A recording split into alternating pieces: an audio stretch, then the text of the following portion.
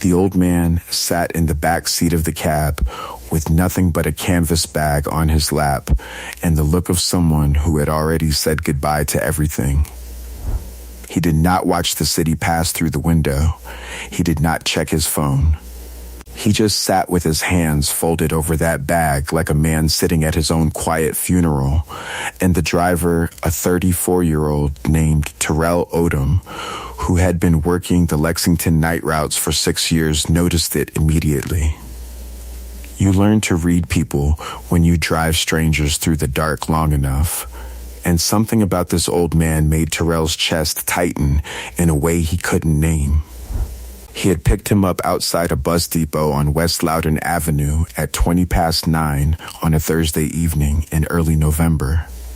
The man had flagged him down from the curb rather than booking through the app, which itself was unusual enough. He was wearing a brown canvas jacket that had seen better decades, clean but thin, and the kind of flat cap hat that men of a certain generation wore like a second skin. He gave an address on the east side of Lexington, a budget residential facility called Crestwood Manor, and then he said nothing more. When Terrell asked him how he was doing, the old man smiled faintly and said, "Oh, I'm just fine, son," but his voice had the hollow sound of a bell with a crack in it. Terrell did not charge him. When they arrived and the old man reached slowly into his jacket pocket, Terrell waved him off and said, "Tonight's on me, sir." The old man looked at him for a long moment with eyes that were somewhere between grateful and heartbroken, and then he nodded once, picked up his canvas bag, and walked toward the entrance of Crestwood Manor without looking back. His name was Cornelius Beaumont Hatcher. Most people had called him Neil for 74 years, and the life he was walking away from that November night was the only one he had ever known. Terrell pulled back into traffic and made it 3 blocks before he glanced in the rearview mirror and noticed the pale envelope lying on the back seat where the old man had been sitting. He almost kept driving. He almost told himself he'd drop it at Lost and Found in the morning. But something he would never be able to explain exactly what made him pull over under a streetlight on Jefferson Street and pick it up. The envelope was not sealed. It was addressed in careful, old-fashioned handwriting to someone named Marcus Hatcher in Bozeman, Montana, and the first line Terrell read stopped his breath completely. He put the cab in reverse. Something had been left behind, and it was going to change everything. To understand why Neil Hatcher was sitting in the back of a taxicab with a canvas bag and a cracked bell voice, you have to go back much further than that November night. You have to go back to Harlan County, Kentucky, in the autumn of 1952, when a boy was born to Ruthie and Clem Hatcher in a 2-room house at the foot of Black Mountain, in a holler so narrow that the sun only hit the front porch for about 3 hours a day.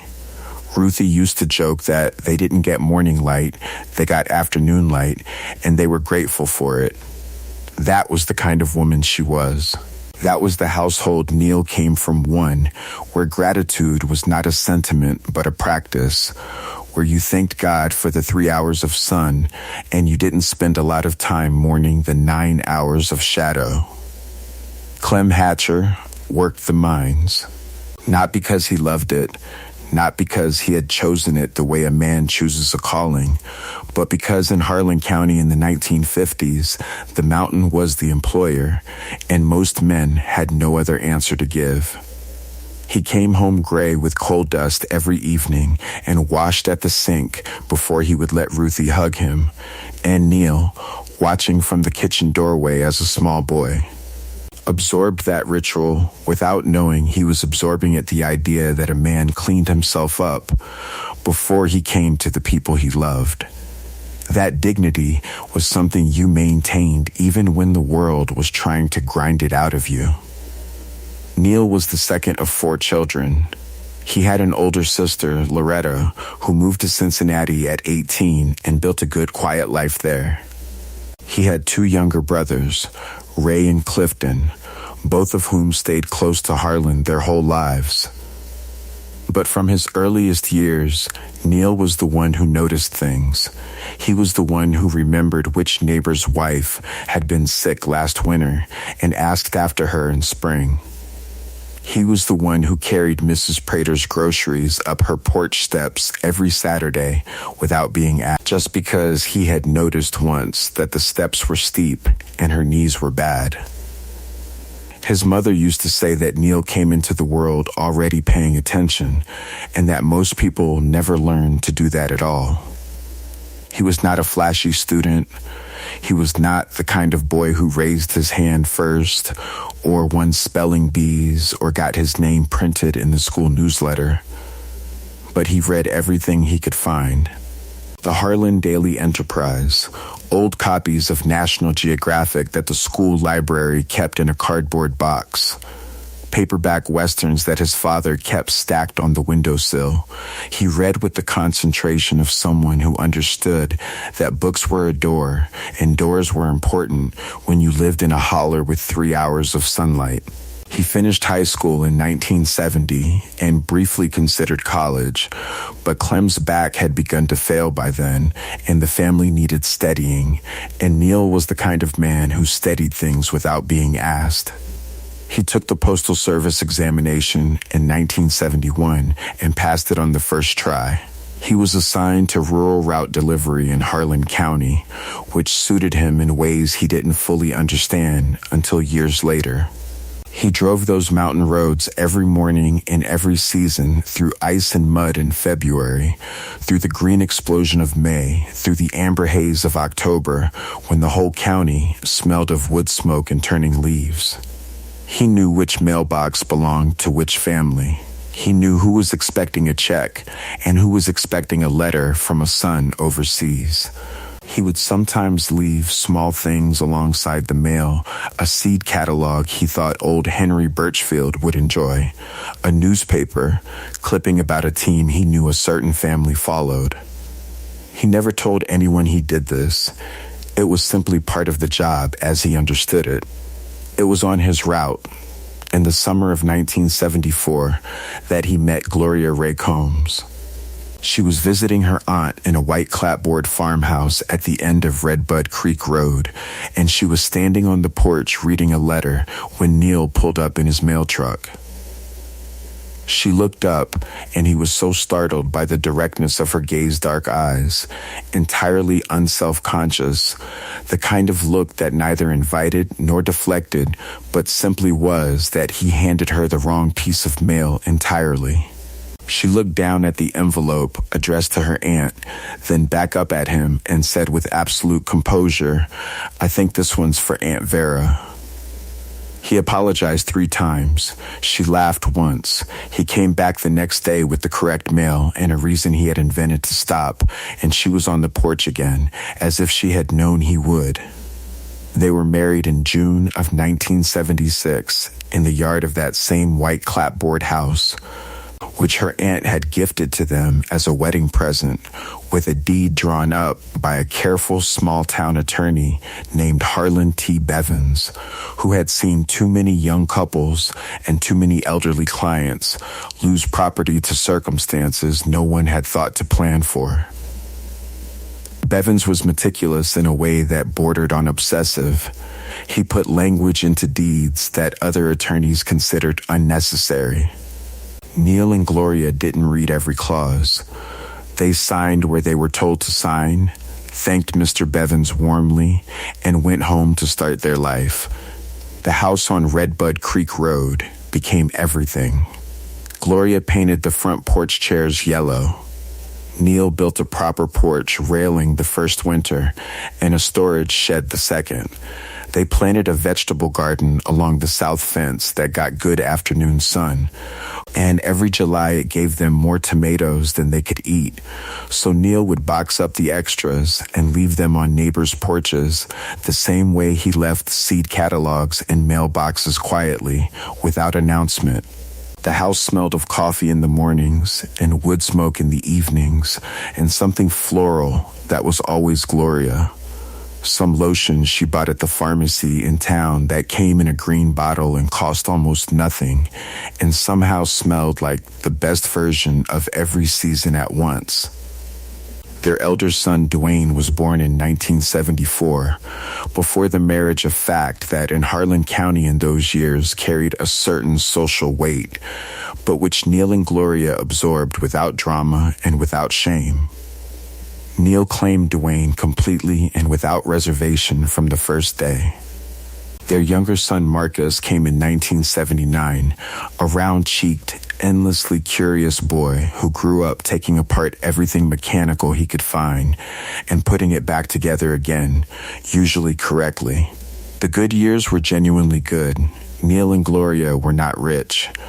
They were not comfortable in the way that word is used in cities. But they had the house, they had the garden. They had each other's company in the evenings when the county went quiet and the creek at the bottom of the property made its steady sound over the rocks. And they had the particular satisfaction of people who had built something real with patient hands. Neil worked his postal route until 1998, when he turned 46 and took a supervisory position that kept him indoors more than he liked but paid slightly better. Gloria worked part-time at the county library for 17 years, which she loved with a fierce and specific joy: the smell of the books, the quietness of the building, the feeling of being the person who connected a reader to the right story at the right moment. Then in 2009, Gloria was diagnosed with ovarian cancer. Neil did not fall apart. He was not built to fall apart. He drove her to every appointment in Lexington, which was 90 miles each way, and he sat in every waiting room with his hands folded and his face composed, and he came home and cooked dinner and kept the house running and did not show her his fear because she had enough of her own to carry.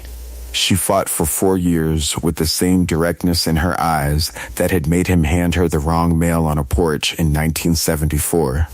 She died in October of 2013, on a cool, bright morning when the yard was full of yellow light and the garden had already gone to seed for the winter.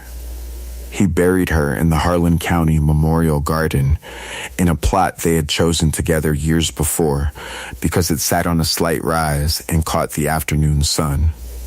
He planted a yellow rose bush beside the stone because of the porch chairs. He visited every Sunday without exception. After Gloria was gone, the house was still his, the route was still his history, the neighbors still waved. Marcus called from Montana every week without fail, and those phone calls were the sound of something holding steady in the dark. Dwayne called less often, but Neil did not dwell on that. He was not a man who dwelled. He fixed the porch railing when it needed it. He kept the garden going, smaller now, just enough for one. He was, by any honest measure, a man at peace with his life and his losses, a man who had arrived at 74 with his dignity entirely intact. And then Dwayne came home for a visit in the spring of 2024 and brought Renata with him, and everything began to change. Dwayne Hatcher had always been the kind of man who framed selfishness as concern. He had a gift for it, a particular talent for wrapping what he wanted inside the language of what was best for you, and delivering it with enough warmth and enough eye contact that you didn't feel the hook until it was already set. Neil had sensed this quality in his son for years without ever naming it directly, the way you sometimes sense a change in weather without yet looking at the sky. He loved Dwayne completely. He had raised him, claimed him, worked overtime shifts to buy him a decent bicycle for Christmas in 1982 and a used truck for his 18th birthday. He had never once made Dwayne feel like anything other than fully, unconditionally his. And so when Dwayne arrived at the house on Redbud Creek Road that April morning with Renata beside him and a manila folder under him, Neil made coffee and set out the good cups and felt nothing but glad. They sat at the kitchen table where Neil had eaten breakfast every morning for 39 years. The creek was audible through the screen door. The yard was coming back to life in the particular electric green of early Kentucky spring, and the yellow rosebush beside the fence had just put out its first tentative buds of the season. It was a good morning. It felt like a good morning. Renata admired the curtains Gloria had sewn and hung in 1988, and Neil thanked her and offered to refill her coffee, and Dwayne waited until the pleasantries had run their natural course before he opened the folder and set it on the table between them. The documents inside concerned Neil's heart procedure from the previous December, a minor stent placement at Harlan R that had gone smoothly and left Neil feeling, if anything, better than he had in years. Dwayne had obtained itemized billing statements from the hospital and from the cardiologist's office, and he spread these across the table with the practiced gravity of a man delivering difficult news he had prepared for. He said the total exposure was significant. He said that at Neil's age, with his medical history, there was real risk of further procedures, further debt. He said that Medicaid asset protection was something a lot of people their age didn't think about until it was too late. And by then, the state could come after everything: the house, the savings, everything Gloria had worked for, too. He said the word Gloria twice, deliberately, and Neil felt it land the way Dwayne knew it would. Renata nodded throughout in the sympathetic, measured way of someone who has rehearsed their supporting role. She touched Neil's hand once and said, "We just love you, Dad. We just want to make sure you're protected." She smelled of expensive perfume, something sharp and floral that was nothing like Gloria's green bottle, and the contrast settled in Neil's chest like a small stone. The plan Dwayne laid out was straightforward, he said. A joint account for household expenses and medical costs, with Dwayne as co-signatory just so bills could be paid if Neil was ever hospitalized and couldn't manage himself. And a simple property transfer, a quit claim deed, moving the house into Dwayne's name for asset protection purposes, while Neil continued to live there exactly as before. Nothing would change, Dwayne said. Not one thing. It was a formality. It was paperwork. It was what responsible families did. Neil asked if he should call Marcus. Dwayne said Marcus was busy with the new job in Bozeman and there was no need to worry him over routine paperwork. He said it easily, without hesitation, in the tone of a man who had already prepared for that specific question. Neil signed where Dwayne pointed. He signed because he trusted the boy he had raised. He signed because the language in the documents was dense and technical, and he had not brought his reading glasses to the table. He signed because Renata was still holding his hand, and the creak was still making its good sound through the screen door, and it was a bright April morning, and everything felt, on the surface, entirely fine. He signed because at 73 years old, after 4 decades of showing up for people without being asked, it simply did not occur to him that his own son was performing. The quitclaim deed was filed with the Harlan County Clerk's office on April 19th, 2024. Neil never saw the recorded copy. 3 weeks later, Dwayne called and said he needed to move the savings into the joint account right away because there was a tax window closing and the accountant had advised it. Neil went to the bank in town and added Dwayne's name to his savings account, the one he had been building since 1985, the one that held 31 years of Christmas bonuses and overtime shifts, and the careful accumulation of a man who spent very little on himself and saved with the discipline of someone who remembered being poor. The balance at that time was $61,400. By August, the account held less than $9,000. Neil noticed in June when he checked his balance at the ATM outside the Harlan grocery, and the number on the screen did not match what he believed should be there. He stood in the parking lot in the heat and looked at the receipt for a long time. Then he went home and called Dwayne. Dwayne said there had been quarterly transfers to the medical escrow fund they had set up. Neil did not remember setting up a medical escrow fund, and that everything was accounted for, and Neil shouldn't worry. He said it with the faint impatience of a busy man explaining something simple to someone slow, and that impatience was new. It was the first time Neil heard the change in register. The first time the warmth dropped just slightly below the surface, and it made the stone in his chest heavier. He called again in July. Dwayne let it go to voicemail. Renata called back 2 days later and explained in a careful, measured voice that the transfers were necessary, that the accountant had documentation, that Neil was welcome to come and review everything in person if he wanted to make the trip to Louisville, knowing full well that Neil did not drive long distances anymore and did not have reliable transportation. She was never unkind. That was the particular cruelty of it. She was never unkind in any way that could be held up as evidence of anything. She was simply unreachable, technically cooperative and functionally inaccessible. By September, the balance was $4,200. Neil did not call Marcus. He told himself he did not want to cause trouble between the brothers. He told himself he had perhaps misunderstood the arrangements. He told himself, in the way that good and trusting people sometimes must, that surely there was an explanation that would make sense of all of it. But at night, lying in the bed he had shared with Gloria for 37 years, in the house that no longer had his name on the deed, he stared at the ceiling and felt something he had not felt since his worst nights of her illness, a free-falling sensation, the specific vertigo of a man who realizes the ground beneath him is not what he thought it was. In October, Dwayne called with a different kind of news. He said he and Renata had decided to sell the house on Redbud Creek Road.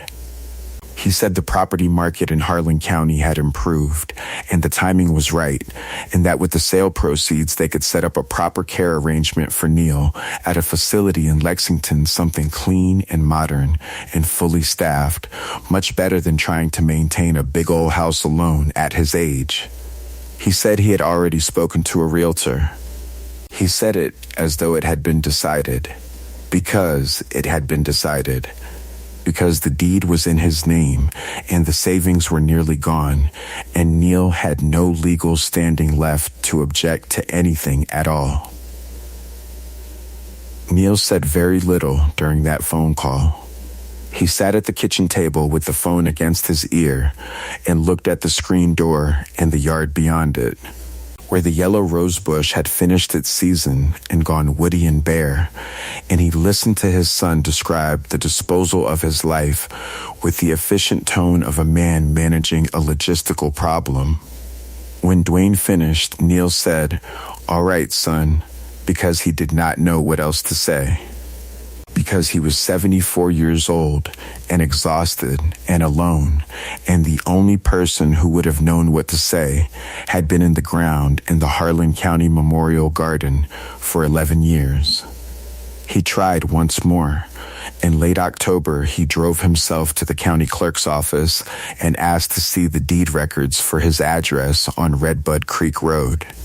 The clerk pulled them up and turned the screen toward him, and Neil stood at the counter and read his son's name where his own name used to be, and the room tilted slightly, the way rooms sometimes do when the body absorbs something the mind is not yet ready to accept. He asked if there was anything he could do.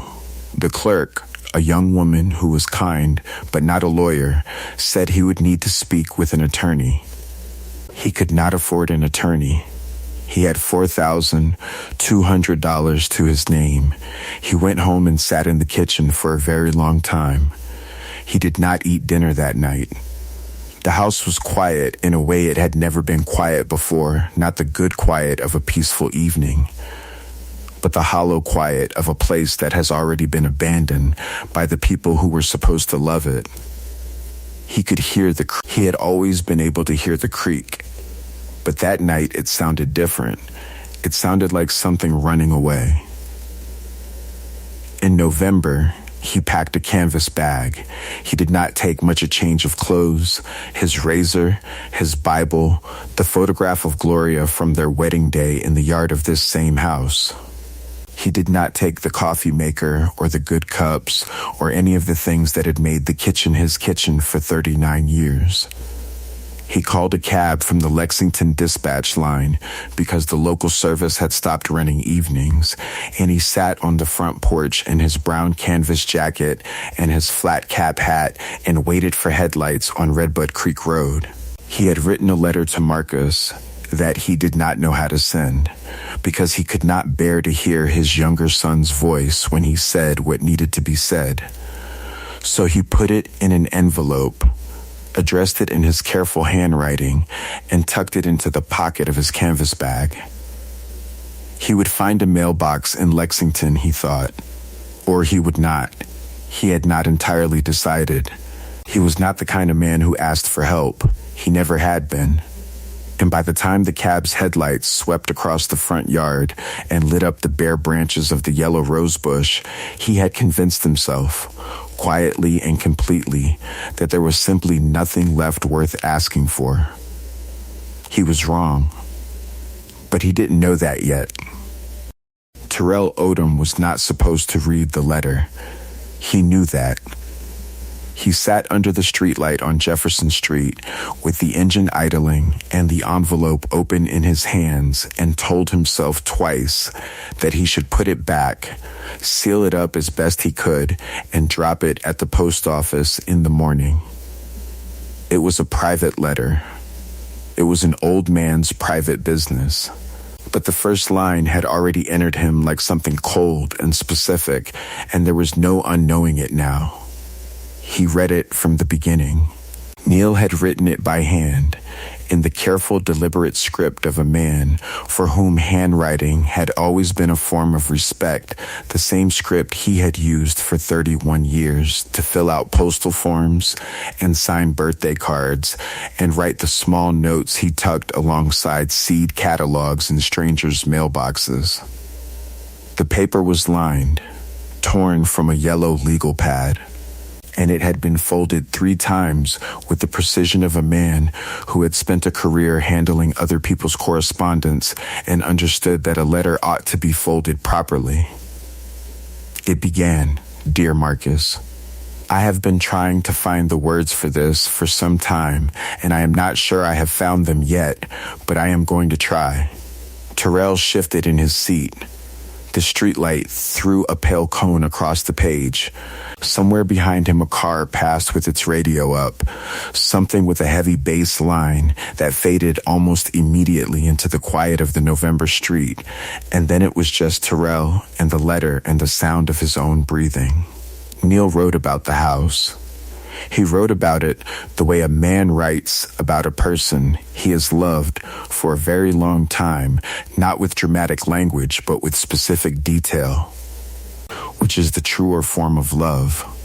He wrote about the way the kitchen window faced east and caught the first light in the mornings, and how Gloria used to stand at that window with her coffee before anyone else was awake, and how he had never told her he used to watch her from the doorway because he hadn't wanted to interrupt something that looked so much like prayer. He wrote about the garden along the south fence and the creek at the bottom of the property and the yellow rose bush that he had planted for her after she was gone. Then he wrote, "I have lost the house, Marcus. I have lost the savings. I know you will want to know how, and I will tell you that it was my own fault for being a trusting man past the age when trusting comes without cost. I am not going to ask you to fix it. I am not going to ask you to fight with your brother on my account. I am going to a place in Lexington where they have a room and 3 meals a day, and I will be fine. I have been fine through harder things than this." Terrell's jaw was tight. He kept reading. "But there is something I need you to know, son. And I am writing it down because I cannot say it out loud without my voice going wrong on me, and I have always been a man who keeps his voice steady, Behind the water heater in the utility room, taped to the back wall with electrical tape, there is a small brass key on a strip of masking tape. I wrote RC on the tape so I would remember. RC stands for reversionary clause, which is a legal term I learned from old Harlan Bevins when he drew up the deed in 1987. He explained it to me once, and I confess I did not understand most of it, but I wrote down what he said, and I put the key where I knew I would not lose it. The key opens a lockbox in the bottom drawer of the filing cabinet in the utility room. I am telling you this not because I think it matters anymore, because I have signed things I should not have signed, and I have no fight left in me to pursue it. I am telling you because it was your mother's house before it was ever mine, and the records of it ought to be with someone in this family who will honor that. I love you, Marcus. Tell the boys their grandfather thinks about them every day. Do not be angry with Dwayne. He is who he is, and I made him who he is, and some of that is on me. Your father, Neil. Terrell sat with the letter in his hands for a long moment after he finished reading. The engine idled. The streetlight hummed. He was not a man given to dramatic gestures or impulsive decisions. 6 years of night driving had made him measured, patient, slow to react in the way that kept him safe on dark roads. But something in his chest had locked into a certainty that felt less like a decision and more like a direction. He folded the letter back along its 3 creases. He put it in the envelope. He put the cab in reverse. He drove back to Crestwood Manor. The facility was a low brick building set back from the road behind a chain-link fence, lit from the outside by floodlights that gave everything a flat institutional pallor. Terrell parked and went to the front desk and asked if an elderly man had just checked in. White male, mid-70s, brown jacket, canvas bag. The woman at the desk said she couldn't confirm resident information. Terrell said he had found something the man had left in his cab. She asked him to wait. Neil came to the lobby 12 minutes later. He walked slowly, and the canvas bag was still over his shoulder, which meant he hadn't unpacked yet, which meant something had not yet been finalized. When he saw Terrell standing by the front desk holding the envelope, he stopped. His face did something complicated, not surprise exactly, but the expression of a man who has been caught in the middle of quietly disappearing and is not certain how he feels about being found. Terrell held out the letter and said, "Simply, I think you dropped this, sir." Neil looked at the envelope for a long moment without taking it. The lobby smelled of floor cleaner and something faintly medicinal. And the fluorescent light overhead had the particular flatness of light that has never once felt like morning. Neil looked up at Terrell and then back down at the envelope and said very quietly, "Did you read it?" Terrell said, "Yes, sir, I did, and I'm sorry for that, but I'm glad I did." Neil took the envelope. He held it in both hands the way he had held the canvas bag on the back seat carefully, like something that contained weight he was still learning to measure. He did not say anything for a moment. Then he sat down in one of the lobby chairs, slowly, and Terrell sat down beside him without being invited and without being asked, because it seemed like the right thing, and Terrell Odom had always had a feel for what the right thing was. They sat together for a while. Neil did not open the envelope again. He already knew what was in it, but he turned it over in his hands twice, and Terrell watched him do it, and then Terrell said, "Sir, that part about the key. Behind the water heater. Do you know if the house has been sold yet?" Neil looked at him with the eyes of a man who was very tired and very careful and not accustomed to being asked direct questions by strangers who mean well. He said, "Not yet. Dwayne said the realtor is coming next week to do a walkthrough." Terrell said, "Then it's not too late." Neil said, "Son, I don't have any money for a lawyer." Terrell said, "I know a man. And he said it with the quiet confidence of someone who has spent 6 years driving the people of Lexington, Kentucky through their nights and their emergencies and their 3 a.m. crises, and has built up, in the process, an informal network of human goodwill that no amount of money could have purchased. He knew a man named Darnell Price who had passed the Kentucky bar in 2019 and worked out of a small office on Versailles Road and had a particular, focused fury about elder financial abuse that stemmed from something that had happened to his own grandmother in 2017 and that he did not talk about directly, but that you could feel in the way he leaned forward when you described certain kinds of cases. Neil sat in that lobby chair and looked at this 34-year-old cab driver who had come back through the dark to find him, and something shifted behind his eyes, not hope exactly, not yet, but the first faint loosening of the thing that had been sealed shut inside him for months. He had spent 31 years delivering other people's messages. He had never once imagined that the most important letter of his life would be one he had written himself and never sent, found by a stranger who had the decency to turn around. He said, "All right, son," and this time when he said it, it did not sound like surrender. Terrell drove him back to Harlan County that same night. It was nearly midnight by the time they turned off the main highway onto Redbud Creek Road, and the headlights swept across the yard of the white clapboard house and lit up the bare branches of the yellow rosebush against the dark. And Neil sat in the back seat with his hands folded over the canvas bag and watched the house come into view with an expression that Terrell could see in the rearview mirror and would not forget the expression of a man returning to something he had believed was already gone. They parked in the gravel drive. The house was dark. Neil had a key because the lock had not yet been changed. That detail, that small oversight on Dwayne's part, would later strike Neil as entirely characteristic of a man who had never paid close attention to the things he did not consider important. They went inside. The house smelled of wood smoke and old coffee and something faintly floral that Neil recognized immediately, and that made him stand in the kitchen doorway for a moment with his eyes closed, breathing it in as if Gloria's green bottle lotion had soaked itself into the walls over 37 years and could not be evicted any more than she could. They went to the utility room at the back of the house.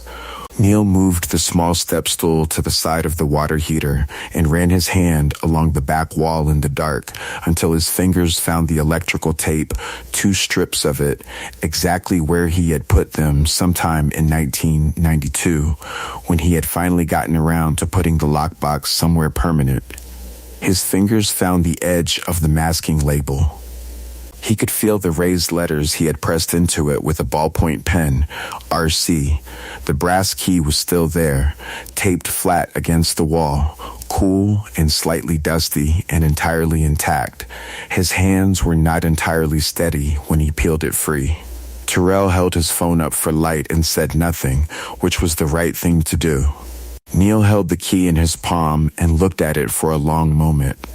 It was a small, ordinary-looking thing, the kind of key that could have opened almost anything, that had no markings to distinguish it from 1,000 other small brass keys, and yet it had been waiting behind the water heater for 32 years, with the patience of something that knew it would eventually be needed.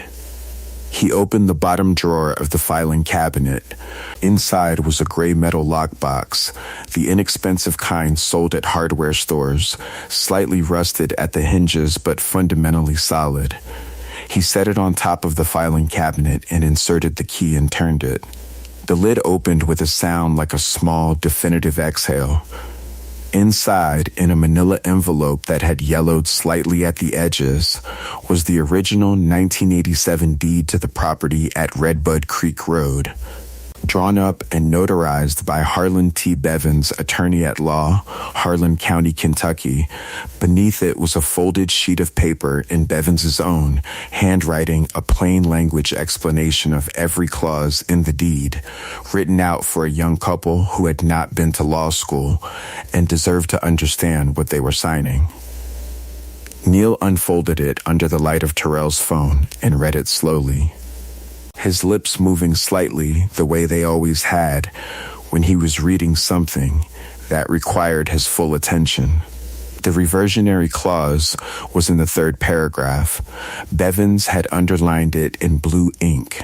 It stated, in language that was technical in its structure, but entirely clear in its intention, that any transfer of the property by a signatory over the age of 70 required the notarized consent of both original grantees, or in the event of the death of one grantee, the notarized consent of the surviving grantee witnessed by two parties unrelated to the transferee.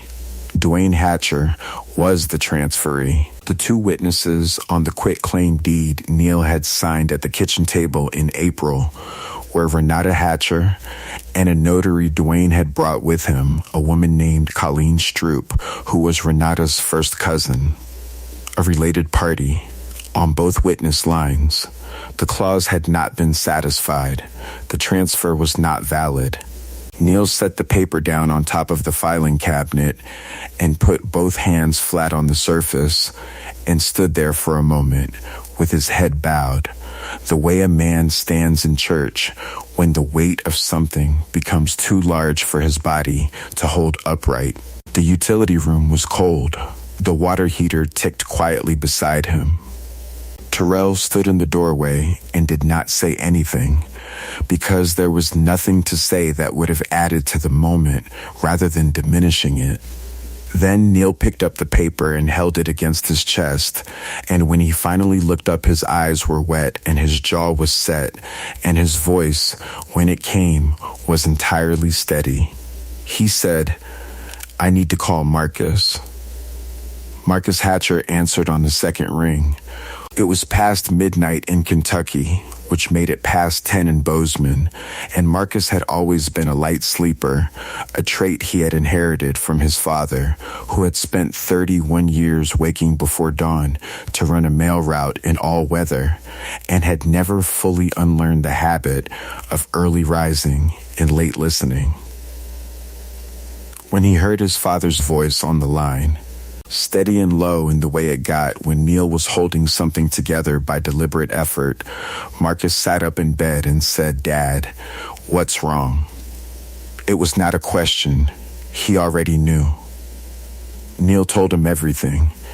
He stood in the utility room of the house on Redbud Creek Road with the deed in his hand and Terrell Odom leaning quietly against the doorframe.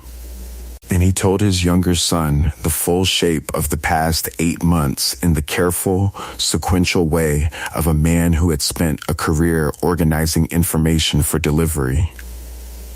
He did not editorialize. He did not assign blame with dramatic language. He simply described what had happened in the order that it had happened and let the facts carry their own weight, which they did.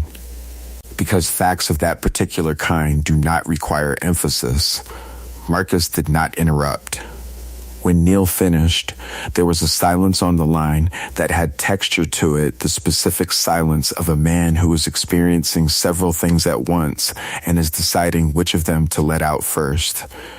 Then he said, "Dad, I'm getting on a plane." Neil started to object, and Marcus said, "I'm getting on a plane." Again. In a tone that closed the subject entirely, the same tone Neil had used with both boys when they were children, and a decision had been made, and the discussion was finished. Terrell drove Neil to a motel on the edge of Harlan that night, a clean, modest place called the Cumberland Rest that Neil knew from the old days, where the rooms smelled of pine cleaner and the heater worked reliably, and the owner. A thick-armed woman named Sheila Combs, who was no relation to Gloria, recognized Neil immediately and gave him the corner room at the end of the hall without charging him for it. "You stay as long as you need, Mr. Neal," she said, and the simplicity of that kindness nearly undid him entirely. He slept better than he had in months. Marcus landed in Lexington the following afternoon and drove the 90 miles to Harlan in a rental car, and when he walked into the diner where Neal was waiting, Neal stood up from the booth, and his younger son crossed the room and put his arms around him without saying a word. And they stood like that for a moment beside a table with 2 cups of coffee going cold on it. In a diner that smelled of bacon grease and dish soap and the particular warmth of a kitchen that has been running since 5 in the morning, and Neal put one hand on the back of his son's head the way he had when Marcus was small and sick and needed steadying, and neither of them said anything because everything that needed to be said was already in the room. Terrell had made the call to Darnell Price the morning after the night at the house. Darnell Price was a compact, precise man of 39 with close-cropped hair and reading glasses he wore pushed up on his forehead and lowered to his nose with the quick, practiced motion of someone who spent most of his day moving between documents and faces. He had a small office on Versailles Road in Lexington with 2 filing cabinets and a spider plant on the windowsill that was either thriving or dying depending on the season. And he had built his practice almost entirely on referrals from people Terrell had driven somewhere in the dark and connected to someone who could help. When Terrell called and described the situation, Darnell said, "Bring me the deed." And Terrell said he would, and Darnell said, "And tell the man not to worry about the retainer right now," in the tone of someone who has a particular focused fury about certain kinds of cases and does not always let that fury be transactional. Marcus drove Neal to Lexington 2 days after his arrival. They sat across from Darnell Price in his small office while the spider plant cast a thin shadow across the corner of the desk. And Darnell read the 1987 deed and Bevans's plain language addendum with the focused attention of a man who has learned to find the thing that other people missed. He read the reversionary clause twice. He read the witness names on the quitclaim deed once. And then he took his reading glasses off his nose and set them on the desk and looked at Neal and said, "Mr. Hatcher, the transfer of this property was not legally valid." He said it plainly, without theater, because the situation did not require theater. The facts were already dramatic enough on their own. He explained that the reversionary clause drafted by Harlan T. Bevans, with the meticulous foresight of a man who had seen too much, created a specific condition for any post-70 transfer that had not been met. The 2 witnesses required to be unrelated to the transferee were not unrelated. Renata Hatcher and Colleen Stroop were first cousins, a fact that Darnell confirmed within 48 hours through a public records search that took him less than an hour and cost nothing but the time of a careful man who knew where to look. Dwayne's attorney, a Louisville firm that handled primarily corporate transactions and had no particular expertise in rural Kentucky property law, had pulled the current deed from the county clerk's records, but had not gone back to pull the full chain of title from 1987. They had missed Bevans's original document entirely. They had missed the clause. They had missed the condition. They had missed everything that mattered. Darnell filed a quiet title action in Harlan Circuit Court on the 14th of November, attaching the original deed, the plain language addendum, the recorded quitclaim deed, and a certified genealogical record establishing the family relationship between Renata Hatcher and Colleen Stroop. He also filed a separate complaint with the Kentucky Attorney General's office regarding the financial account transfers, attaching bank statements Marcus had obtained through a records request and a timeline of withdrawals that, laid out sequentially on paper, told a story that required no additional commentary to be entirely clear. Dwayne received the court filing by certified mail on a Tuesday morning in mid-November, Renata received hers an hour later. Darnell had timed the delivery deliberately. The phone call came that same afternoon. Neil was sitting at the kitchen table in the house on Redbud Creek Road.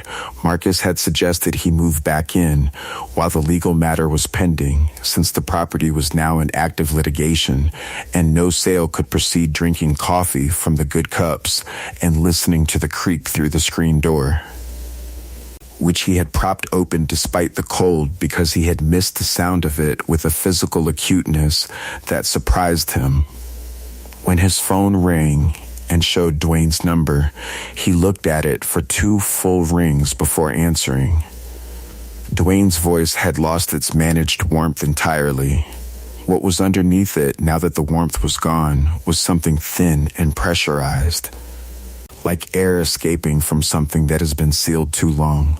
He said the filing was a misunderstanding. He said the accountant had documentation for every transfer. He said that Colleen Stroop was practically a stranger to Renata, that the cousin connection was distant and irrelevant, that the clause was archaic and unenforceable. He said he had done everything for Neil's benefit and that this was how it was being repaid. His voice cracked slightly on the last sentence, and Neil recognized the crack. It was not emotion. It was the sound of a particular kind of man realizing that the architecture he had built will not hold. Neil said, "Dwayne, you need to talk to your attorney." And then he ended the call. He sat for a moment with the phone on the table in front of him. The creek ran. The coffee steamed. The yellow rose bush outside the kitchen window was bare and woody in the November cold, but its roots were deep and established and entirely intact, and in the spring it would do what it had done every spring for 11 years, put out its first tentative buds in the particular yellow that Neil had chosen, because it was the color Gloria had painted the porch chairs, and because some things deserved to continue even after the person who started them was gone. The quiet title action was resolved in Harlan Circuit Court 6 weeks later. The quitclaim deed was voided. The property at Redbud Creek Road was restored to Neil Beaumont Hatcher as sole owner of record. The Attorney General's investigation into the account transfers resulted in a formal finding of financial exploitation of an adult, and Dwayne was required to restore $44,000 to Neil's account as part of a negotiated settlement that also included a period of supervised probation. It was not everything that had been taken. It was enough. Darnell Price submitted his fee to the court as part of the settlement costs, which meant Neil paid nothing out of pocket for the legal work that had given him back his life. Marcus stayed through the new year. He and Neil repaired the back porch railing together on a cold December Saturday, working side by side in the thin winter sunlight with the toolbox that had been under the utility room bench since 1983. And the sound of hammering carried across the yard and down toward the creek in the clean air, and it was the best sound Neil had heard in longer than he could easily say. Marcus talked about possibly looking for remote work that would let him spend more time in Kentucky. Neil said he didn't need looking after. Marcus said he knew that, and that wasn't what he'd said. On the first Sunday of the new year, Neil drove to the Harlan County Memorial Garden in the early afternoon when the light was low and golden across the hillside. He parked and walked to the slight rise where Gloria's stone stood, and he set a small bundle of yellow silk roses against it because the real ones were sleeping, and he stood there for a while with his hands in his jacket pockets and talked to her the way he always did, quietly, specifically, in the voice he kept only for her. He told her about Terrell.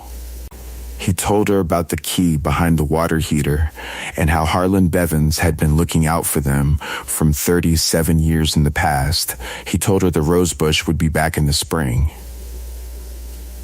Then he got in his car and drove home along Redbud Creek Road, past the mailboxes he had once filled every morning for 31 years, and turned into the gravel drive of the white clapboard house, and went inside and put the kettle on and sat at the kitchen table in the afternoon light that came through the east window and fell across the floor in a long, warm stripe, and he was, in all the ways that count, entirely home. On a Thursday morning in late February, Cornelius Beaumont Hatcher woke before the sun, the way he always had, the way his body had been waking before the sun for more than 50 years. He made coffee in the kitchen and stood at the east window, while the sky outside went from black to deep blue to the particular pale gray that comes just before the light commits to being light. The creek was audible below the yard. The house was warm. He was wearing the same brown canvas jacket over his flannel shirt because the mornings were still cold, and the jacket was what he reached for first, the way you always reach for the thing that has been reliable the longest. He was not thinking about Dwayne. He had not been thinking about Dwayne for some weeks now, not in the way he once had not, with the circular, exhausting effort of a man trying to make sense of something that does not have a sensible center. He had set that down. He was not sure exactly when he had set it down, only that one morning it had been in his hands, and one morning it had not, and the not carrying of it had changed the quality of the air in the house in a way he couldn't precisely describe, but could entirely feel. He called Terrell Odom on Tuesdays now. It had started as a single follow-up call. Neil was the kind of man who believed in closing the loop, in making sure a kindness was properly acknowledged, and had become something else without either of them quite deciding it should. Terrell would tell him about the night routes, the people he had picked up, the things they had said or not said. Neil would tell him about the rose bush, about Marcus's calls from Bozeman, about the small repairs the house kept generating the way old houses do, as if it were testing him to see if he was still paying attention. They talked the way men talk when they have been through something together and found that the thing they went through was not the point was the being there. This is what the story of Neil Hatcher is really about when you follow it all the way to its quiet end. Not the legal clause that Harlan Bevins wrote into a deed in 1987, though that matters. Not the account balance or the court filing or the certified mail that arrived on Dwayne's doorstep on a Tuesday morning, though those matter too. It is about the fact that a man who had spent 31 years delivering other people's words was finally found by his own. A letter he could not bring himself to send, dropped without knowing on a back seat in the dark, read by a stranger who had the decency to turn around. The yellow rosebush came back in April, the way it always did. The first buds appeared on a morning when the air smelled of mud and new grass and the particular sweetness that Harlan County produces in early spring when the mountains are still deciding whether winter is finished, and Neil stood at the kitchen window with his coffee and looked at those buds for a long time without speaking. They were small and tentative and entirely certain of themselves. They were the same yellow they had always been. Some things, it turns out, are very difficult to permanently displace. There is a man sitting in a kitchen in Harlan County, Kentucky right now, or something very much like right now, drinking coffee from the good cups with the east light coming through the window.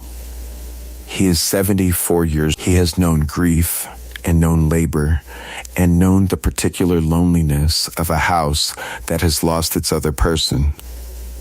He has also known what it is to be seen in the dark by a stranger, to be turned toward instead of away from, to have a letter come back to him carrying something he had given up on. He has known what it means to discover that someone careful and meticulous and quietly good, a country attorney 37 years dead, left a door open for him long before he knew he would need it. He does not consider himself a remarkable man. He would tell you that directly and mean it completely. But he is still here. He is in his kitchen. The creek is running. The rose bush is coming back. And that, as it turns out, is extraordinary enough. If this story touched your heart, share it with someone who needs to hear it today. And subscribe, because every week we bring you stories that remind us that even in the darkest moments, something extraordinary may still be waiting.